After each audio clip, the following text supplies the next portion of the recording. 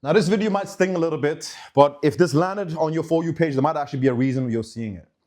If consistency in a relationship feels boring and distance feels exciting, it might be that you're not really attracted to the guy, but it's because your nervous system is really, really activated. And that might even annoy you a little bit. And it's like, so you're telling me all of my heartbreak is just my body being activated. Look, what you might call chemistry might actually be anxiety your body learned very early on. And there's sort of a trauma pattern. And this is not me trying to, tell you how you're bad, but it's for you to understand where, let's say you meet a man and he's inconsistent, he's cold, emotional, vague, and doesn't text you back properly, but he still gives you love. He gives you that love. Hey, a little bit, a little bit, a little bit. Like he knows how to do that, right? So what ends up happening is that your mind might be like, what the hell? But your body just, loves it. Your heart is racing. You're constantly thinking about this guy, where you keep on replaying conversations that has happened over and over again and reading between lines that are not there. And he might not even care about you, right?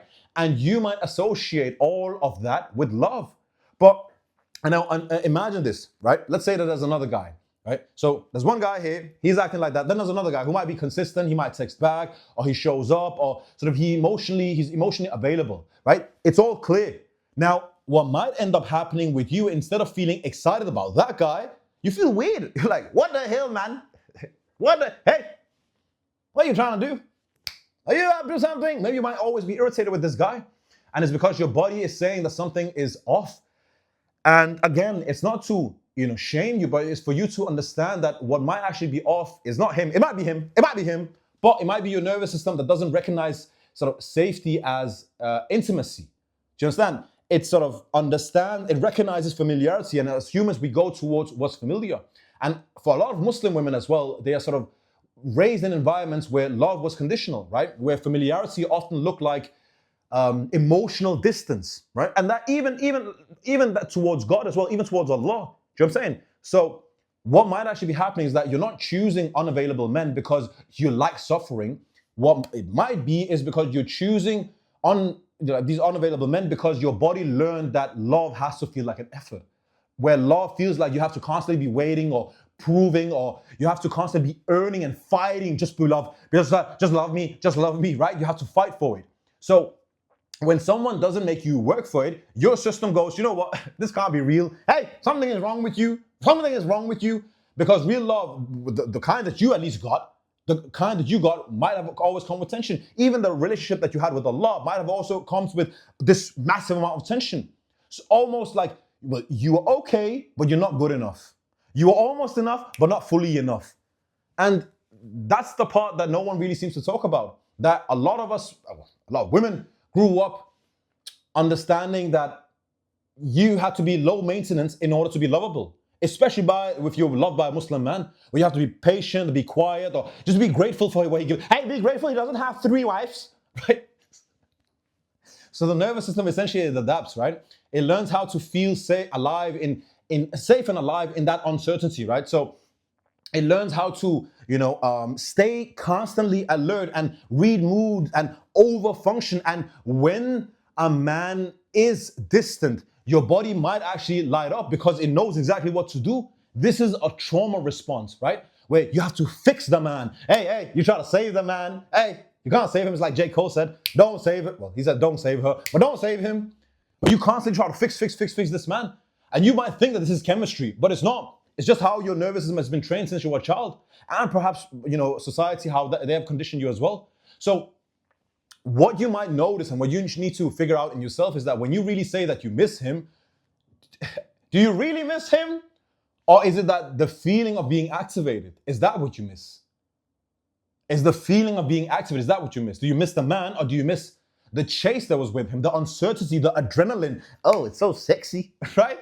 The heartache. What is it that you miss? Because calmness might actually feel empty, not because you are weird or you are broken, but because calm was never part of your emotional language growing up. Even, perhaps even in religious settings. So your sister might have learned that love in environments where sort of emotional, love and care was unpredictable, right? Where there was constant this approval that you had to get just to get some love. So whenever you feel peace, it might feel unfamiliar. And again, I say this with empathy. You might associate, let's say that a man that has that, he's not exciting. There's no spark. He just feels flat. And again, this is why you have to look into your own childhood, where it's like, what you're really saying is that my nervous system doesn't know how to rest here. And I'm saying this with empathy. I'm not saying this to judge you. What you have to understand is, like, instead of asking why, instead of asking what's wrong with a man, maybe ask, why doesn't safety feel safe for me, right? Why doesn't calmness feel safe for me? What is it in my system that doesn't feel, comfortable with calm, peace, and care? And again, it's such an uncomfortable question. I'm not, again, trying to blame it on you, but you have to understand how your system works, and that's just how the nervous system goes. So when you understand that, you can stop romanticizing guys that don't care about you. You can stop giving attention to guys that don't care about you. You can stop giving attention to guys that really they just abuse you and use you. So if you grew up constantly having to earn love, consistency will feel sort of undeserved if a guy just gives that to you, where you don't do anything. So it's you have to, and almost like when a guy is distant, that will feel more familiar. You'll be like, yeah, I'm used to that. I'm used to that. If you learned early on that love is sort of equals effort and wanting and self-restraint, and love was more unpredictable, of course you'll go towards that.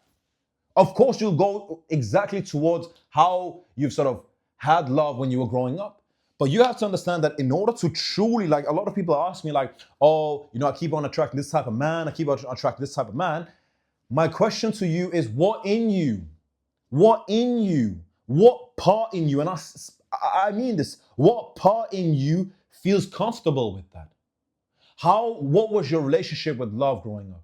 Did you give unconditional love when you were grown? Let's say that you said, you know what, you told your parents, hey, you know what? I'm lesbian, I'm bisexual. Or you know what? I'm actually, I don't believe in Islam. Would you still be loved? Would you? Would you still be cared for? Or would you be abandoned? So perhaps there was always conditions with love. But how can you then expect a man to love you fully and embrace you fully, and your nervous system to go towards that type of love that you romanticize about and you think about and you really, really desire, that your heart and your soul desires, when your nervous system is constantly adapted to chaos, distance, instead of peace and calm? And when you realize that, that's when you can change. When you realize, why am I doing this? And you can heal that layer of you, which is, it takes time. But when you can do that, at that point, you can truly get the man that you deserve. The man that is willing to give you what you did. But the way you do it is honestly by looking at that inner child and looking at your story when you were growing up. And this is as deep as it sounds. This isn't just some woo-woo. This is why you might be able to constantly attract those type of relationships. Is because love had a price tag. Love had a price tag. And that is maybe why you constantly get into and attract those type of men.